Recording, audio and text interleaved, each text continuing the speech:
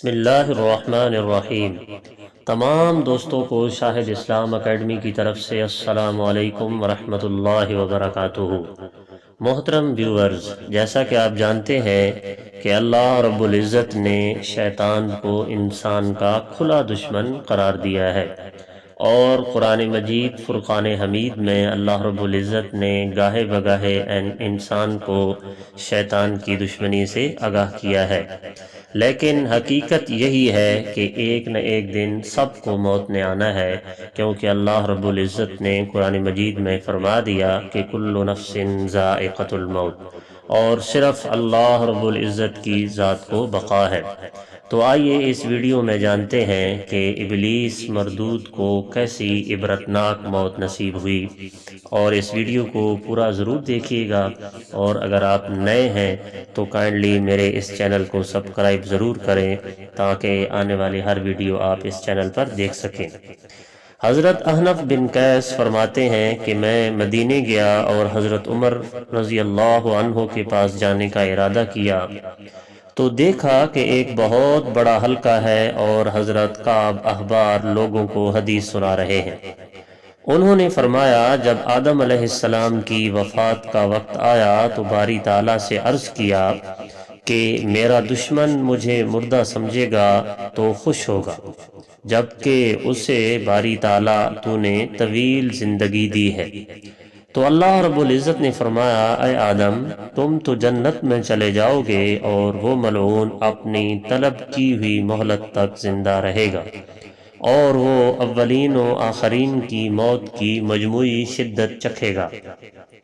پھر آدم علیہ السلام نے ملک الموت سے شیطان کی موت کی کیفیت پوچھی۔ جب وہ بتانے لگا تو آدم علیہ السلام کہنے لگے، اے اللہ تعالیٰ، بس اتنا ہی مجھے کافی ہے۔ اتنا سن کر لوگوں نے مطالبہ کیا کہ اے ابو اسحاق، اللہ تعالیٰ آپ پر رحم فرمائے، ہمیں بتائیے تو صحیح کہ ابلیس کو موت کیسے آئی۔ انہوں نے انکار کیا،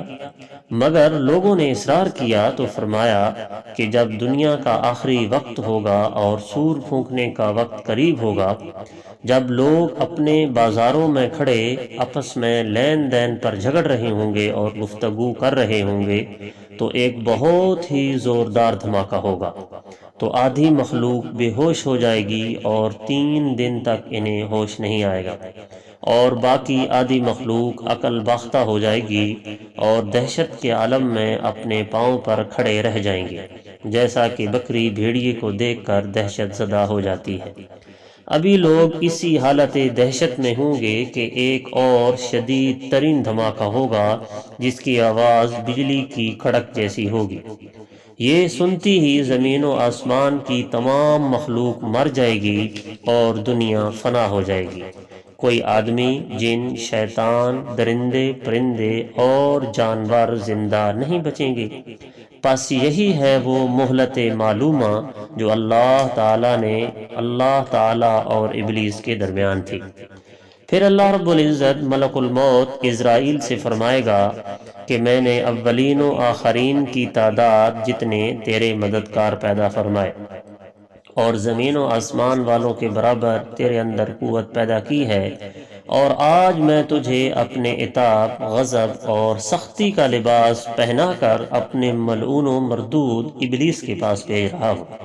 اسے موت کا مزہ چکھاؤ۔ ابتدا سے آخر تک تمام انسانوں اور جنوں کی موتوں کی تمام سختیاں، بلکہ اس سے بھی کئی گنا شدتیں اس پر ڈال دو، اور اپنے ساتھ 70,000 فرشتوں کو بھی لے جاؤ جو کہ غیظ و غضب والے ہوں، مگر یہ یاد رکھنا کہ ہر ایک کے پاس انگارے کی طرح گرم زنجیر ہو، اور ایسی ہی شعلہ بار 70,000 کنڈیوں سے اس کی بدبودار روح کو باہر کھینچ لو، اور جہنم کے داروغہ کو کہو کہ وہ دوزخ کے دروازے کھول دے۔ پھر ملک الموت اسرائیل ایسی بھیانک شکل میں آئے گا کہ اگر 7 آسمان اور زمین والے اس کو دیکھ لیں تو بہت سے پگھل جائیں۔ جب ملک الموت ابلیس کے نزدیک پہنچے گا تو اسے ایسا ڈانٹے گا کہ وہ بے ہوش ہو جائے گا، اور اس طرح خرانٹے نکال رہا ہوگا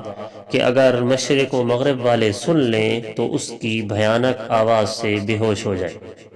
ملک الموت کہے گا اے خبیث ٹھہر، جتنے لوگوں کو تو نے گمراہ کیا ہے ان سب کی موت کا مزہ آج تجھے میں چکھاؤں گا۔ کتنی عمر تو نے پائی ہے اور کتنے زمانوں کے لوگوں کو تو نے گمراہ کیا ہے، اور کئی زمانوں کے تیرے دوست جہنم میں پڑے ہوئے تیرا انتظار کر رہے ہیں، اور اب یہ وہ وقت ہے جو تیرے اور تیرے رب کے درمیان طے تھا، اور اب تو کہاں بھاگے گا؟ یہ سن کر شیطان مشرق کی طرف بھاگے گا، مگر وہاں بھی ملک الموت کو اپنی آنکھوں کے سامنے پائے گا۔ وہ سمندروں میں غوطہ لگائے گا مگر سمندر اسے باہر پھینک دے گا، پھر وہ زمین میں بھاگتا پھرے گا، اسے کہیں پناہ اور ٹھکانہ نہیں ملے گا۔ آخر کار وہ دنیا کے درمیان میں جہاں آدم علیہ السلام کی قبر پر کھڑا ہو جائے گا اور کہے گا اے آدم میں تیری وجہ سے ملعون بنا، کیا ہی اچھا ہوتا کہ تو پیدا ہی نہ ہوتا۔ پھر ابلیس ملک الموت سے کہے گا کہ تو کس طرح کے عذاب میں مبتلا کر کے میری روح نکالنا چاہتا ہے؟ ملک الموت کہے گا جہنمیوں کے عذاب کی طرح، اور اہل سقر کے پیالہ سے تیری روح قبض کروں گا۔ اس وقت ابلیس مٹی میں لوٹ پوٹ ہو رہا ہوگا اور مشرق سے مغرب کی طرف اور مغرب سے مشرق کی طرف بھاگے گا، یہاں تک کہ جب اس جگہ پہنچے گا جہاں ملعون ہو کر اترا تھا، وہاں فرشتوں نے کنڈیاں نصب کر رکھی ہوں گی، زمین انگارے کی طرح دہک رہی ہوگی، اور یہ فرشتے اسے گھیر لیں گے اور کنڈیوں سے اسے نوکیں چبھائیں گے۔ جب تک اللہ تعالی چاہے گا وہ اسی عذاب و عتاب میں رہے گا۔ پھر آدم علیہ السلام سے کہا جائے گا ذرا اپنے دشمن کی حالت دیکھو،